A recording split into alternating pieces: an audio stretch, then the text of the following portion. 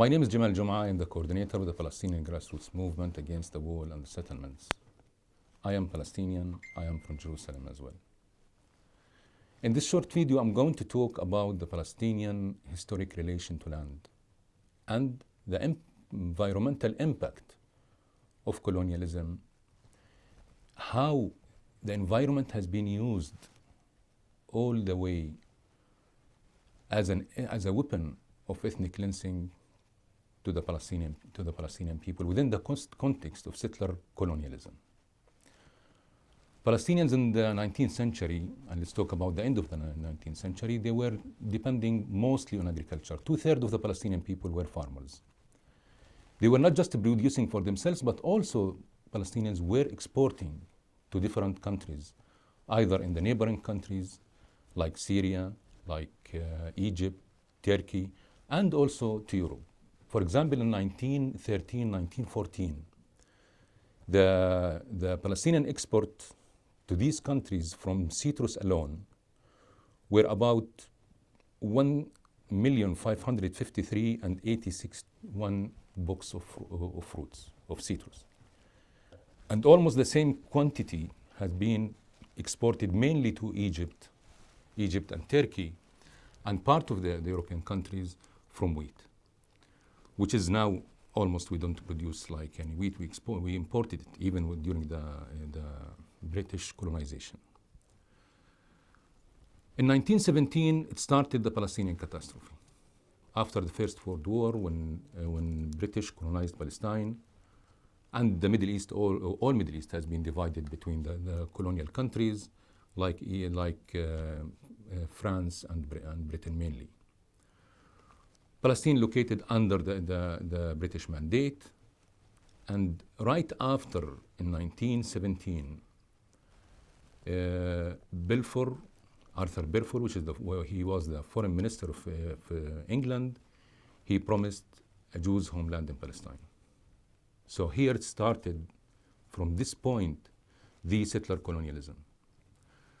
Right after, the British mandate started to help and facilitating the immigration to Palestine, mostly from Jews from all over Europe, and this was under the agreement also of the French to Palestine.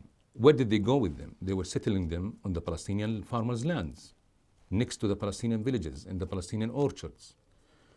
They started facilitating the companies' work, especially the one from European, they have the Zionist origin, to start buying the land that time. They start mostly buying from landlord, and one of the major landlord that they bought that time land from in Marj bin Amir between Jenin and Haifa was he was a Lebanese who was in Palestine investing here, and he left after that Palestine.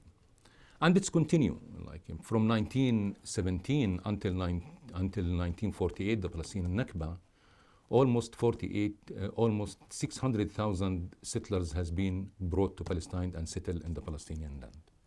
You know, this has been protected by the British. They start also facilitating their work. Mainly they focused also on agriculture. So they start in a way issuing the rules and the laws that will help them and encourage them investing, either financial or other services that they gave to them. In spite of that, the Palestinians continue like improving their cultivation. For example, in 1938, Palestinians exported 2.4 million boxes of citrus, mainly to Europe and mainly to the British. And this was a policy where the British has been directed even the Palestinian exports to their country. So so that means that the Palestinians continue like rooted in their lands, continue their work as farmers, in spite that they start have now two enemies: the British occupation, which was like dealt with the Palestinians like any other occupation, the oppression, the jails, the killing the people, and also the new settlers that they're taking over their land, where they had been trained, in fact, by the British military that time. In 1948, after the Second World War, when the British mandate decided to leave Palestine, in fact, they handed it to the Israeli Jewish military gangs that time. They were not a military, where they started ethnically cleansing the Palestinians from there, because they can't have a homeland or a Jewish state without like ethnically cleansing the indigenous people. In 1948 until 1952,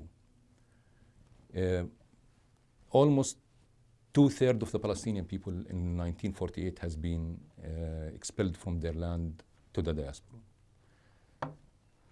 Some 800,000 Palestinians has been expelled. What's left there in Palestine at that time is 150,000 versus 600,000 Jewish. At that time, they declare Israel. Almost most of the Palestinian villages and cities has been leveled to the ground. So this is to achieve the whole story of like land without people to people without land. 531 villages has been leveled to the ground and destroyed, and then they started that time planting massively trees. They didn't plant massive trees like any on orchards. It's on the ruins of the villages to eliminate any ruins, eliminate any evidence that there was a village there. And mostly they brought a tree. It's not indigenous from this land. It's mainly grown widely in Europe. So this is one of the biggest uprooting of farmers and indigenous people from their land. But the connection to the land of these people has been continue living with them. If you go to the refugee camps, Palestinian refugee camps in Lebanon, Syria, in Jordan, and the diaspora outside, they are still living the story of the land. The picture when they left that has been transferred to the children was until now still there. So if you ask any child in a refugee camp in Lebanon, he will describe to you even how many trees and how many dunams of land and how their house looks like, and he still hold the key in their hand. So here we can say that the land was deeply rooted in the hearts of the people and the minds of the people. So they continue that with them. The same story with the Palestinian refugees inside the West Bank that has been moved to the West Bank that time. That's after this catastrophe that the Palestinian was living and went through. It has been also changes in a way the Palestinian society, in a way that it had been destroyed the Palestinian society structure. During the British, there was the Palestinian resistance. The Palestinians, from the first minute when their land has been colonized by the British, they stand up and they start revoluting. In 1919, 2 years after the British occupation, we know what we called it the biggest Jaffa Revolution, where it was demonstrations and uprising were all around in Palestine. It's continue after that in different years. Then they start like militant or armed resistance. And in 1936, we witnessed one of the, let's say, the first experience of boycott, where almost 6 months continuously the Palestinians have striked, and they don't go to work. They didn't. They strike. It's a kind of a disobedience against the British and the British rules that time. Then after that, Palestine, in a way, from 1948 until 1967, were under the Jordanian ruling, and Gaza was under the Egyptian ruling that time. In 1967, the Israelis invaded West Bank and Gaza, and all historical Palestine became under colonization. So likewise, what was happening in the 48 where the Palestinian land has been confiscated and new settlements has been built on the Palestinian lands. The same strategy has been continued in 1967. In the same year, 1960, at the end of 1967, the first settlement built in Jerusalem, after they destroy two major neighborhoods in the old city of Jerusalem, and they built on that neighborhood what we call it today, the Jewish neighborhood. In Jordan Valley in 1968, they started the first settlement there called Mechula in Jordan Valley. So it's significant. When we talk about Jerusalem and Jordan Valley, the first to be settled, we can connect it to the current situation of the annexation plan that I will talk about lately. So when you talk about building colonies, each colony built in the West Bank, it's on the expense of a Palestinian village. So it's replaced a Palestinian village and the Palestinian families. When the land has been taken for the settlements, that they use it either for cultivation or for any other use, this land is belonging to a Palestinian family that they were depending on in their life. So the first thing they did in 1967, in fact, is controlling the land and the water. The first law that they issue is the right of return for any Jew around the world to the new Israel, while denying the Palestinian right to go back to their land that they had been expelled maybe just weeks before this law. The second law that issued is the controlling of the water resources. Palestine in general, it has water. It has enough water. It has Jordan River. It has another small rivers, and it has big underground water in Jordan Valley and in the coastal area, near Gaza Strip as well. We have so many also natural springs that has been historically in Palestine. And if you go to the history of the villages even, the villages has been built mainly around this natural springs. Over 400 natural springs located in the West Bank. So when they start controlling the water, in fact, they start using the water against the Palestinian people existence. And this goes over the land, because if you want to cultivate your land, you need your water. When your water became controlled, it means that they limit your capacity of plantation. So that's where the Palestinian the agriculture production has been reduced in the GDP. And I will give an example. In 70s, it was 37% of the Palestinian GDP. It was from agriculture sector. Now it's almost around 2%. In 90s, it was 6.5%. So see how the Palestinian land has been taken from the people.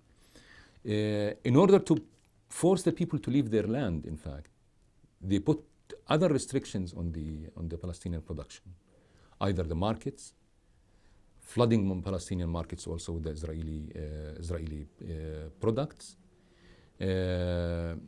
using quantities of water that they can use for their cultivation. So this is reduced in a way the amount of the land cultivated. Feasibility of the cultivation for the Palestinian farmer became reduced. So it became, in a way, in many areas as well, it became unfeasible. So what did Israel create at the same time is open the labor market widely in Israel. So it started like a kind of a comparison, like you can't barely live from the agriculture while you are going to work in the Israeli labor work. You can earn much better money from using your land. So this is a policy that they started using to push like the Palestinian out of their land, to disconnect the Palestinians from their roots, from their connection to the land, and to become like connected to the labor. But in spite of this, Palestinians also continue resisting these policies. I will bring you an example, for example, Jordan Valley. Jordan Valley, one of the first areas that targeted by the Israeli colonization. Now there is 37 colonies controlling Jordan Valley. There is 9,000 settlers living there versus today around 60,000 Palestinians, while before 67 they were 300,000. So all these numbers has been pushed out and ethnically cleansed and pushed out mainly to Jordan. So Jordan Valley has one of the major resources of water. It has Jordan River, and it has one of the biggest aquifers, if it is the biggest aquifer, underground water. 60% of the Palestinian water located in Jordan Valley. 90% of the Palestinian natural springs located also in the slopes and the mountains and the Jordan Valley itself. So for Israel, this is like a very rich economical area where they can use it. So it's not just political, it's mostly economical. So they start, like, as I said in the beginning, limiting the Palestinian access to water.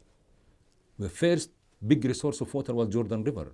Jordan River has been transferred from its source after Tiberias.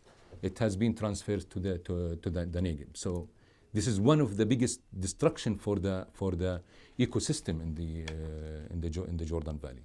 All the area between Jordan Valley and the Jordan River, around 5 to 7 kilometers wide, all along the Jordan River, it has been forbidden. It has been closed militarily in front of the Palestinians. So the Palestinians lost so much land.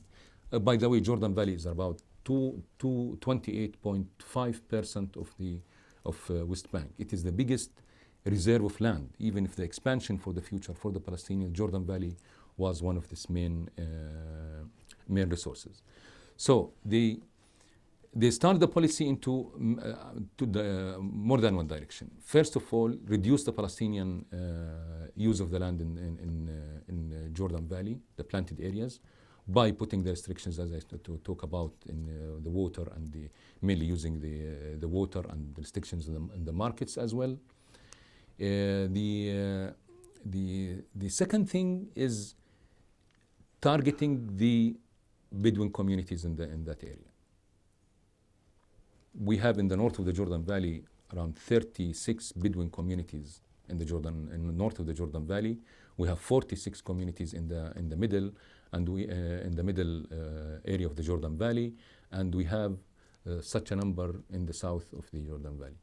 Mainly all the animal husbandry and the animal production for the Palestinians, 90% of it had come from that area. And these Bedouin communities are controlling wide areas. They were using their land, the wide areas, for grazing. This is the land that's not cultivated by the farmers. So from the beginning, Israel started classifying Jordan Valley. So they put around 46% of the Jordan Valley classified as a military zone, where they built 6 military bases in the Jordan Valley. Like 11%, they consider it as a military training, like shooting area. And around 20% of the Jordan Valley has been classified as a natural reserve. But if you look at this classification and you see the reality there, you don't see any reason for seizing all this land, because you have 46 Jordan Valley for military areas. There is no military cover that area. So the reason for that is just to have a law to cover themselves, that they can prohibit the Palestinians from using that area, and or even for the farmers and the Bedouins to grazing their animals in that areas, because it was grazing areas for the animals. Natural reserves. When we talk about natural reserve, you expect that you are talking about protecting the nature, the variety of kind of wild things that grown up there, the wild animals there. But in fact, that's not happened, because almost every summer they set fire in this areas. So when you set fire in the natural reserves, not anymore natural reserve. Why they set fires? Because this is the grazing areas for the Bedouins. So the Bedouins became very surrounded and very blocked in very small areas that they can use their land. This is not the only way that it has been used to push the people out. In fact, if you look at how they start in 70s, they start chasing, after these laws, they start chasing the farmers and the Bedouins from the shepherds from there by making them paying high fines, like for each animal that they caught it there grazing in that area. It's about 5 GDs that time. It's like a big amount of money. It has been developed lately to 11 GDs. But they were used even helicopters and military jeeps to chase the cattle and shooting them in a way that to terrify the people and to make them leave that area. Of course, didn't work really properly, and it didn't achieve the goals from that. The people stay in their land and the Bedouins stay in their land as well. So they start using the environment, the main resources of the living for the people, the basic right for any human being to live in, guaranteed by all laws in the world, which is the water. So they, first of all, after they dried Jordan River, they didn't allow the Palestinians to have any networks or connected to any networks of water pipes. They in the Jordan Valley also, there what we know them is like an historical collective wells, and this is, some of them goes back to thousands of years from the Roman period, and this is huge collective wells that people collect their water and to use it. And this is not anymore. 200 of these wells has been totally destroyed by the Israelis. The Palestinians used to use also dams. That after the flow from the mountains, there is an area that became the water settled there, which is they called it the dams, small dams, natural dams. It used to be enough for their use for until almost the end of the summer. This has been polluted by the settlements' sewage. When they flee the water, the sewage water, into this area, so it has been contaminated, so people can't use it. So what's only left for the Bedouins is to use the water tankers, which is, I think it's one of the most costly water in the world.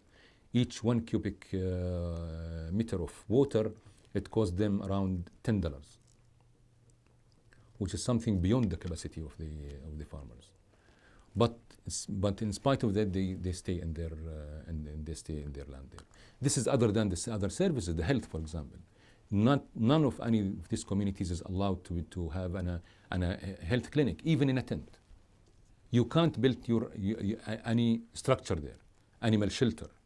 You need a license from the Israel, what's so called the civil administration, which is the military administration. So this has been, the restrictions goes over since 1967, over now to 52 years, that's going on, and harassment and punishment that has been used against the people to push them out from that area. To be honest, it has been worked little bit, like so many families has been left for that area because of this, of what the Israelis do against them, the harassment and the threat of their life and the drying out their resources. They can't live anymore there, so they moved. But still, the community is still there. People is living there. There's no community that has been left totally the place there. And this is one of the things that we can appreciate with these people power of resistance and steadfastness in spite of all this very unbelievable restrictions and harassment that they put on them. This is not the only thing that they are doing, but if you look at the natural springs, we talk about 400 natural springs in the West Bank. 76 of them has been taken over by the settlers. So this is another resource that the Palestinians can't access easily. Continue building the settlements on the confiscated land, and on land that they consider it like military areas, where they started giving it to the Israeli authorities to build a new settlements in that areas, reducing the Palestinian agriculture land and the possibility for the Palestinian future in this in their land and their country.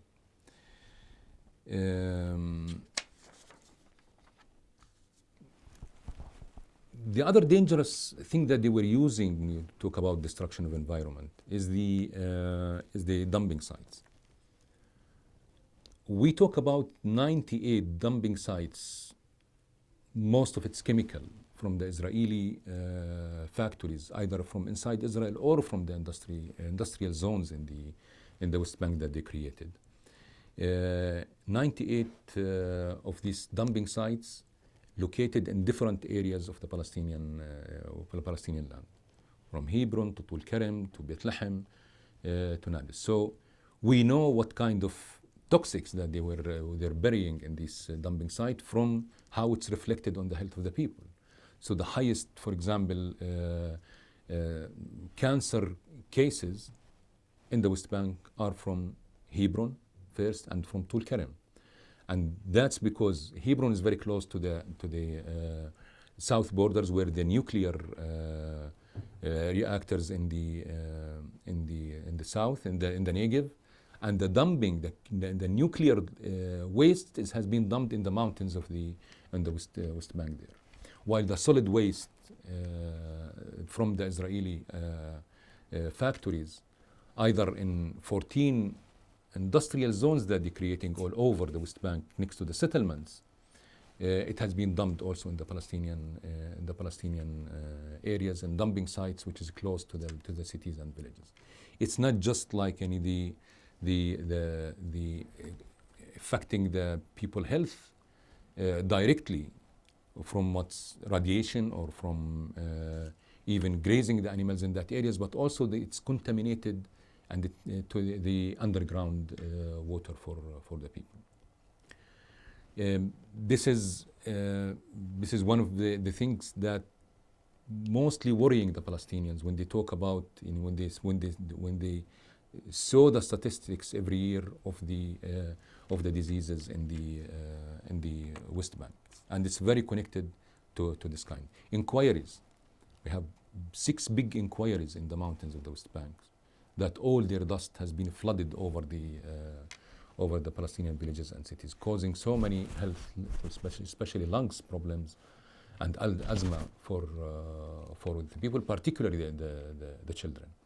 In Tul Kerem area, where they have a chemical industrial zone that produce a chemical pesticides for agriculture use, it has been set up and at the entrance of the city, Tul Kerem city. So there is a very high percentage of these cancers, and as well the chest problems for the people there. And by the way, in these industrial zones that they are creating here, mostly these factories is not allowed by the Israeli law to function in Israel. So they moved it in the West Bank, where there's no Israeli law is controlling that. And to bring things together also, when you talk about 14 industrial zones, this has been created to strengthen the settlers' connection to the area. It's not like before, where they are using it for housing, where they come sleep and go work during the day in the Israeli factories inside Israel. Now they try to connect them to the area. If you look at the map of the settlements today in the West Bank, you can see what does it mean, the settler colonialism. You have major axes of settlements that's going all along horizontally and vertically in the West Bank. One all along the Jordan Valley, and the second along the Green Line. And there is 3 main settlers angles that goes in the vertically in the middle of the West Bank. And this is, in a way, if you look at it in the map, it's to create what we call the colonial apartheid system today. So the Palestinians became blocked in their villages and their cities, while Israel is enjoying all the Palestinian orchards and the Palestinian land in the West Bank. So in 2002, when they start building the wall, in fact, they built the wall in what's so-called Oslo map that classified Palestinian areas into area A, B, C. Whereas area A and B is the Palestinian residential areas in the cities and the villages. It's about 38% of the West Bank, while area C is the 62%.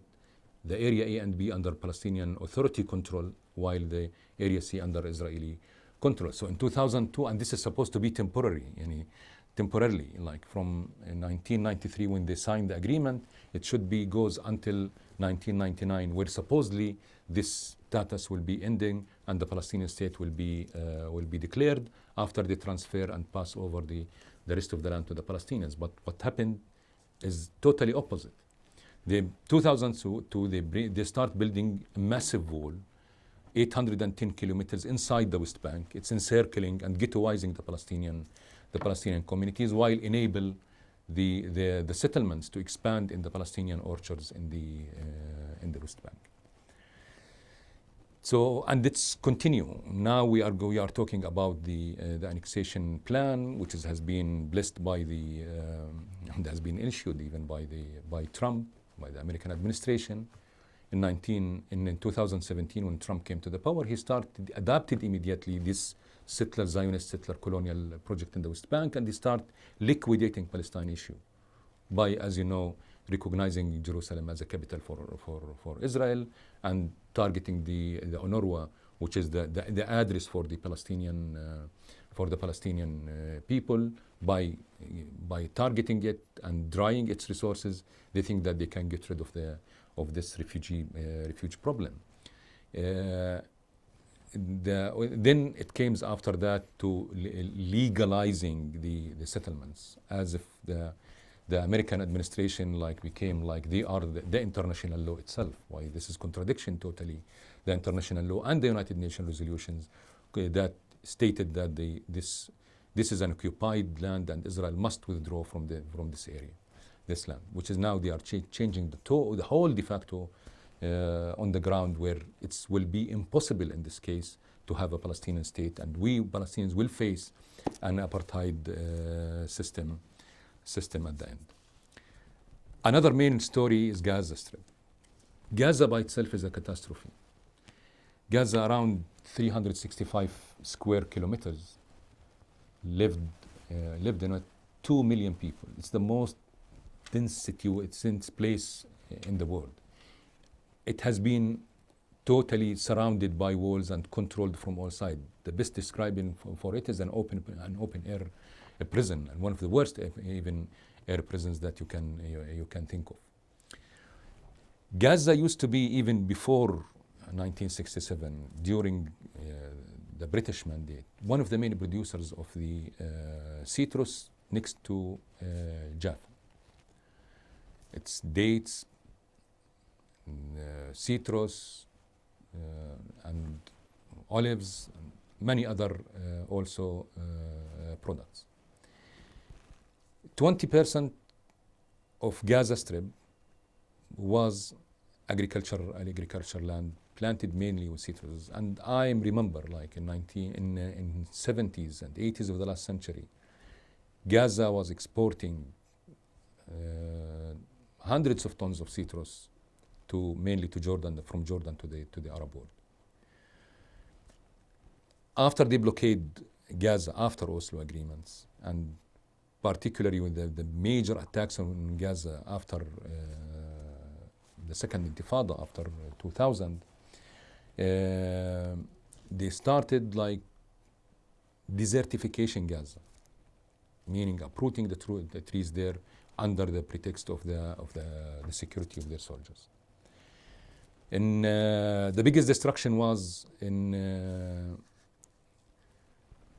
between the areas, between the dates of 2001 and 2011, and particularly in 2008, where around 48,000 dunams has been totally uprooted and leveled to the ground, out of 196,000 dunams that Gaza living on. That time they had destroyed around 2,358 artesian well, 392 water pools that used for agriculture, 1,262 greenhouses, 332 water networks or water pipes. So this is what's left Gaza with, was almost 40,000 people that they were living on this land. It's now became a desert. They totally destroyed it. Where Gaza today is living on on the humanitarian assistance, with also a polluted, they are drinking a polluted water. 98% of the water of Gaza are polluted. If you see the percentages of the kids that they have been born with anemia and with stomach diseases and health diseases, is because of the contaminated water that the people drinking there. And even if you look at the reports of the international organizations, soon Gaza will not be livable if it's a continued situation continue like this.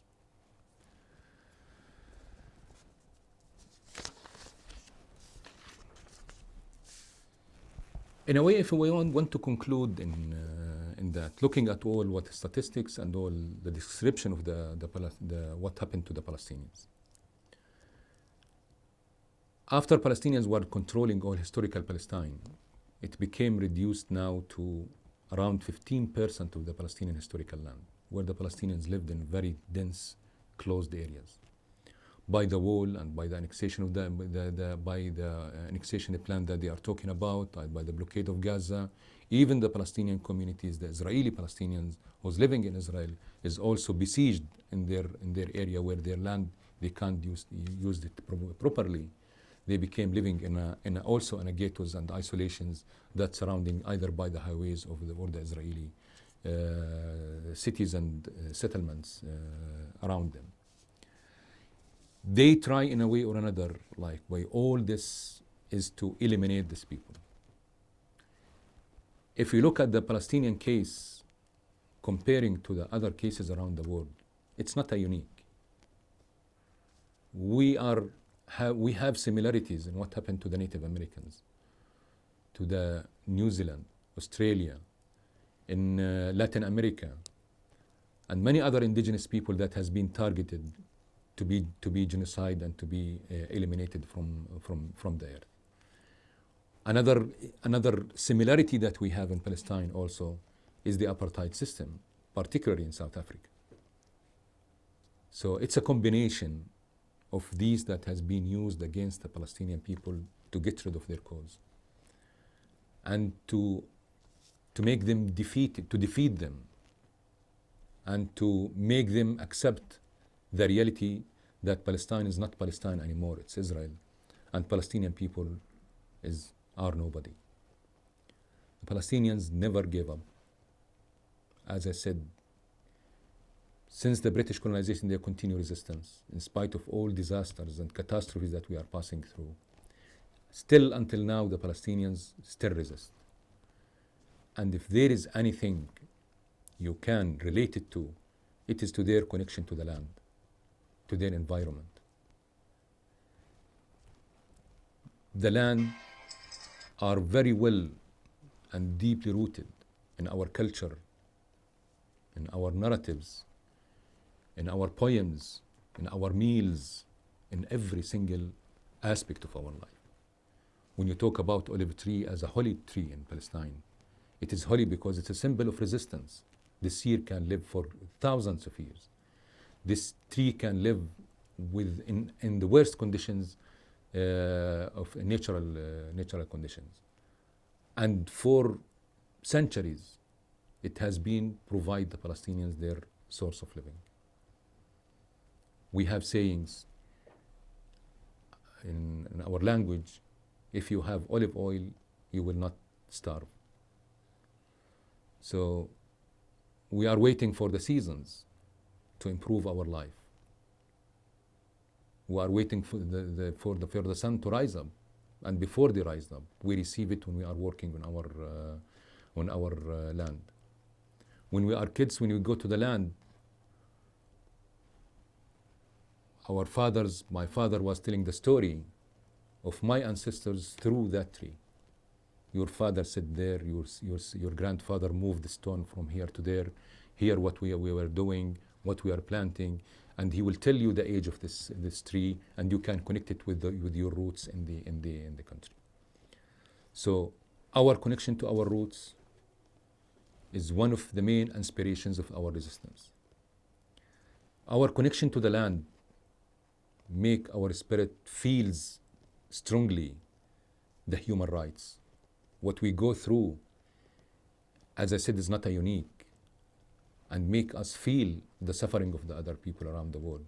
That's why Palestine caused its take its internationality. Because from the beginning, we were in solidarity with other peoples who are struggling for their rights, for their freedom, against racism. We were helping them practically. We're in solidarity with them. We connect our resistance to the other people. We identified our cause with the indigenous, the indigenous in the United States, in Latin America, in Canada.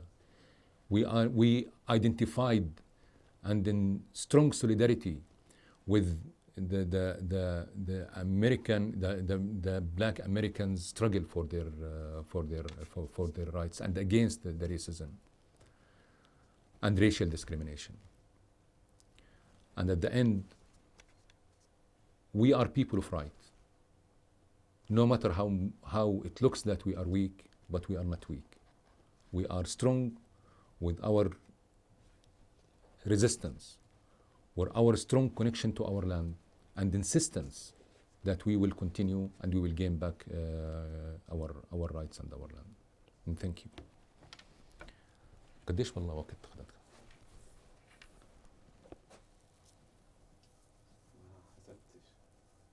بينش معك؟